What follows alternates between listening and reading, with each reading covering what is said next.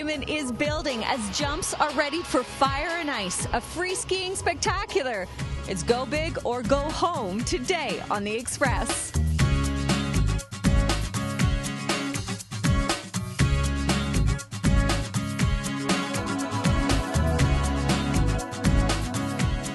Coming up, Fire and Ice lights up the night sky. They're world-class athletes. They put their heart and soul in it. This is undoubtedly one of Whistler's finest homes. And we open the doors to monstrous mansions in the mountains. It's truly remarkable. First thing she has to do is jam the choke. Then self-defense classes deliver street smarts. There's no pulling the punches on the Express, your local voice.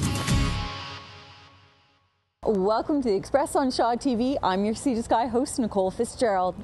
Crews are getting ready for Fire and Ice. It's mountainside and free every Sunday. We've got front row seats here at the Pan Pacific patio. We'll learn more in just a moment, but first, dream homes come to Whistler. Whistler, BC. It is without a doubt North America's premier winter sport and resort destination. With stunning scenery, lavish accommodations, and non-stop entertainment, this alpine getaway is beyond world-class. It's no wonder the Olympic Games were held here, and why the world's rich and famous come to play and stay in style. Dallas, Tim, you've got me out here in the middle of nowhere. What do you have in store for us? today I'm thrilled to show you a 5,000 square foot dream home sitting on 5 acres, surrounded by nature preserve. This is undoubtedly one of Whistler's finest homes. You're gonna love it. This property was handcrafted with the finest of British Columbia materials to be one of the most impressive houses you will ever see in Whistler. It's truly remarkable. And it all starts in the colossal kitchen. So Dallas, you spent the day carving through some fresh powder, and now you're hungry. This is the place to be. This is the only place to be, and it's the only place you'd want to be. You've got this massive granite countertop, a full 2 inches thick. There's no laminate here, it's all the real deal. Yeah. You've got, of course, the stainless steel stove, 6 burners, so you can cook everything for everybody. You've got your Miele espresso machine. You don't need to go to Starbucks, you just come home, you've got it all here waiting for you. And there's no better place to relax after a big meal than the bright and cozy living room, where wood, steel, and stone come together in spectacular fashion. You've got this incredible living room with these massive, massive timbers holding up this beautiful 20-foot high ceiling, and you're looking out to these incredible views of the Whistler Mountains through this wall of glass. Adding to the coziness of the home are the many fireplaces, 9 to be exact. This one's so big, it has its own foundation separate from the home. And what's this made out of? This is all local basalt. It was actually quarried from just down the road. So all these materials are really indicative of British Columbia.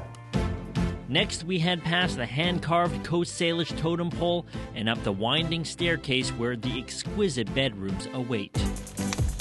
Inside the master suite is yet another fireplace built of the same hand-chiseled basalt and the same high ceilings held up by giant cedar beams. That same high quality that you find throughout this incredible home. Quality and style that extends into the elegantly designed ensuite. You've got that same 2-inch granite slab throughout. You've got all the cherry wood. You've got a dual shower with the heated bench, right down to the towel warmer. To top it off, you've got a massive air tub. It is perfect for unwinding after that long weekend of shredding it on the hill. And that's not all. Here, guests have the pleasure of staying in the ultra-luxurious guest house next door, with a full bedroom, kitchen, and living room, all constructed of the same quality materials. It's a place that'll make anyone feel right at home. But you don't come to Whistler to stay indoors, you come to experience the Great White North. And there's no better place to do that than out here.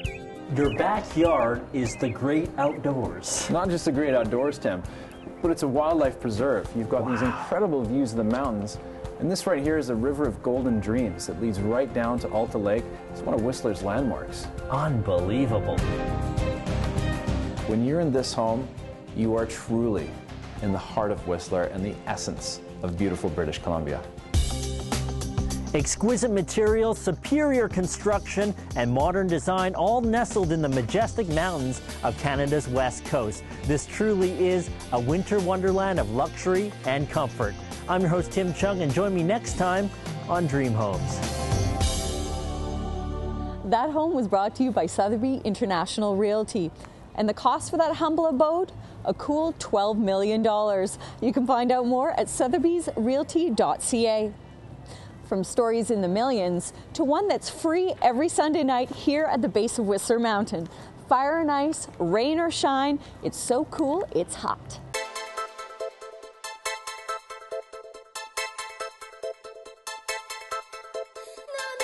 Fire and ice is a great way to spend your Sunday after the hill. You know, après-'s done. Before you go home, before you go to dinner, you know, you can come and watch some fireworks, some fire spinners, some jumpers, and some crashes. The first thing that people will see will be a training segment from the jumpers. They need to check out the snow, check out the consistency, the speed, the size of the jump. I'm here with free skier Moreau Nunez, who has been wowing audiences for 14 years. How many times have you sailed off that jump? I don't know, 14 years, 20 jumps, show, let's see, maybe 2,000 times. And what are some of the tricks that we're going to see? You'll see spins, cork spins, backflips, front flips, switch backflips, rodeo flips, misty flips. Anything with a flip or a spin in is pretty standard. We're going to see it all. I think so.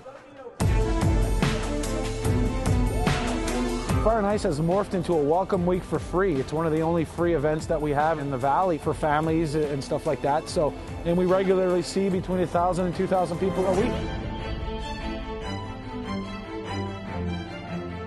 What's it like performing in front of crowds like that? It's amazing. I tell the guys it's the best competition training they could ever have. And we have a lot of up-and-coming athletes in the Whistler Valley. They come and they do the show a bit and then they go on the tour.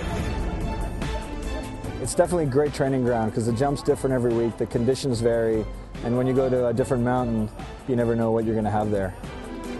Today in particular will be a mushy jump. We'll make a smaller one, but it'll have a lot of air, so the guys will still be able to style out their tricks. These athletes impress me week after week. You know, they're world-class athletes. They really love the show as well, and they put their heart and soul in it. Fire and Ice lights up the night sky every Sunday night at the base of Whistler Mountain. And the best place to watch is here on the Pan Pacific patio. Next up, how good are your instincts in the case of an attack? This next self-defense class is all about street smarts. I said, "Can I buy you a drink?" And you said no. And I'm a little nuts, so I come. If this is shocking to you, you probably aren't ready to fend off a violent attacker.